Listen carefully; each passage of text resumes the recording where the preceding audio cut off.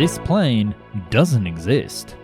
It doesn't have the ability to fly beyond Mach 6, nor fly at 135,000 feet, and isn't powered by an incredible pulse wave detonation engine tearing across our sky.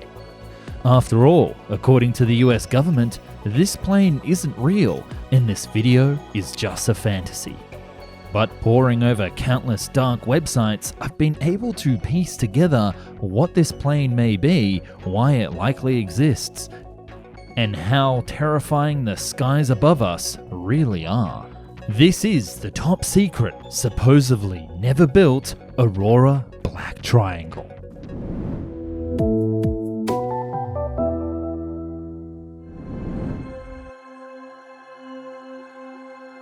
At the end of the SR-71 spy plane program in the 90s, the US was left without a new spy plane to operate across the world. The future SR-72 is still decades away, and for the last 30 years, supposedly the military has flown blind. Or have they? There are many reports of strange triangle aircraft flying high above military airbases and across the world that seem to defy modern aviation physics, with abilities to fly faster than anything ever before and seemingly vanish into the clouds. Little is known about this plane, but it is estimated to fly at a top altitude of 135,000 feet, and cruising at around 90,000 feet for operations. At these altitudes, the aircraft would have an incredible speed, easily pushing Mach 6 and tearing across the sky. To reach this pace, it would either have a ramjet or an early scramjet like the proposed SR-72, or it would have a very unique propulsion called the pulse wave detonation engine. Basically, this crazy idea uses small detonations of fuel to push the aircraft forwards, constantly chain reacting until the plane reaches the required speed. This will result in a very unique contrail of a ring of donuts daisy chaining behind the aircraft, something that I'll get to in a moment. It is very different from normal engines that we have on aircraft today. You see, all regular jet engines and most rocket engines operate on something called deflagration of fuel, that is, the rapid but subsonic combustion of fuel. The pulse detonation engine, however, operates on the supersonic detonation of fuel. Because the combustion takes place so rapidly, the charge of a fuel and air mix does not have time to expand during this process, so it takes place under almost constant volume. Constant volume combustion is therefore more efficient than open cycle designs like gas turbines, which leads to a greater fuel efficiency, as well as a higher top speed. If the aircraft had this engine, it would mean that it could fly high enough to be out of range of any current anti-aircraft defenses, while offering a range considerably greater than of the SR-71, which required a massive tanker support fleet to use it in operation. This Aurora's mission profile would be mostly spying, used to bridge the gap between spy satellites and slower aircraft or drones. And speaking of drones, this aircraft would either be a completely autonomous aircraft or piloted by one or two pilots. It's a bit vague as we don't really know for sure, and we also don't know how advanced computer technology for spy planes were back in the early 90s when this was built.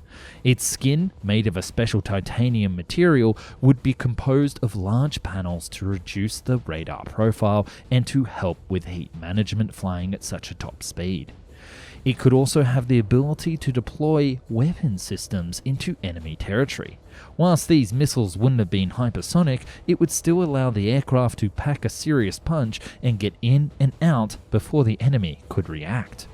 So I bet at this point you're asking, gee Nick, this sounds great and all, but do you have any proof?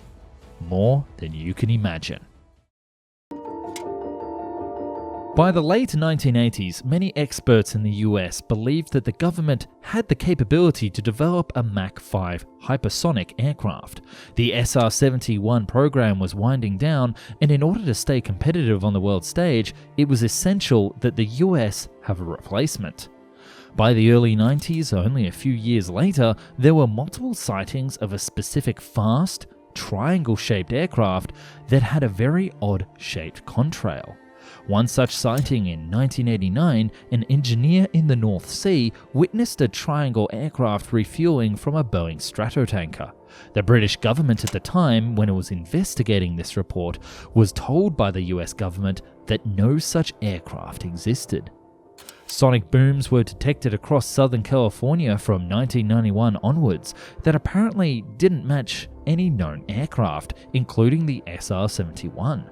The researchers picked them up on special earthquake sensors and were able to say that the aircraft flew early in the morning at 90,000 feet at Mach 4 to Mach 5.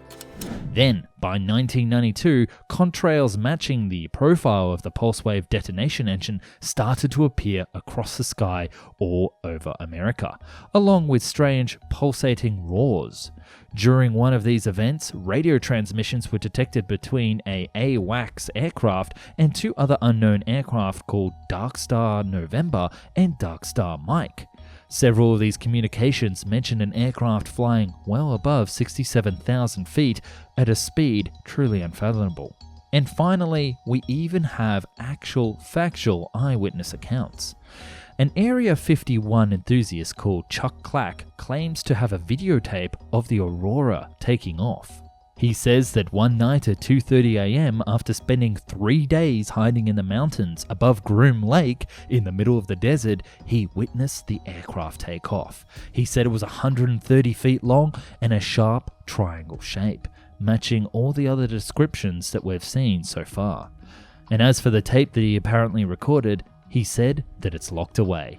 It's a legitimate spy plane. My purpose is not to give away legitimate national defense. Until they get ready to unveil it, I'll probably release the tape. But by 1996, reports of the aircraft seem to vanish, and only small blips have appeared in 2000 in Scotland of strange radar readings, leaving us and the public to wonder, did any of these events ever take place?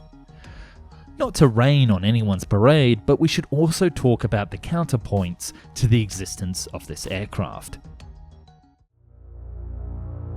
We can start by talking about the name. Aurora actually comes from a leaked 1985 budget report as an allocation for $455 million for aircraft construction in the fiscal year of 1987. Whilst the details were blacked out, the name Aurora remained and fueled speculation of a new code-name spy plane. Reported by Aviation Week, the budget would end up reaching $2.3 billion in fiscal year 1987 and result in the production of several of these Black Op planes. This, however, was confirmed by an ex-Lockheed employee to be the B-2 stealth bomber aircraft program. That Aurora was the code name for the development of this special plane. But just because the name doesn't connect, does it mean that this plane doesn't exist? According to the US government themselves, the evidence supporting the Aurora is circumstantial or purely conjecture. There is little reason to contradict the government position. But others are not so convinced. One writer and Black Projects expert Bill Sweetman said, "Does the Aurora exist? Years of pursuit have led me to believe that yes, Aurora is most likely in active development, spurred on by recent advancements that have allowed technology to catch up with the ambition that launched the program a generation ago. And we know that from the program of the SR-72. That hypersonic technology is now mature and is going to be used in future aircraft designs. But how would they know if this technology is mature if they didn't have a test aircraft to use it on? That expert Bill Sweetman has gone on to say that in 2006 there was a $9 billion budget black hole that has never been attributed to any existing Air Force program, including the B-2 bomber. Perhaps that's where our mystery Aurora spy plane is today. I'll leave it up to you in the comments, and if you watch this video and one day it's gone, along with my channel, then you know that perhaps I got a little bit too close to the truth. Special thanks to my Patreons who supported me and buy me coffee to keep working on videos just like this, and if you want to follow along, then I suggest you jump onto Patreon to see how you too can support me. see videos early, and even suggest topics for me to do in future videos. I would love to keep talking, but there's someone knocking at my door. I'll be right back.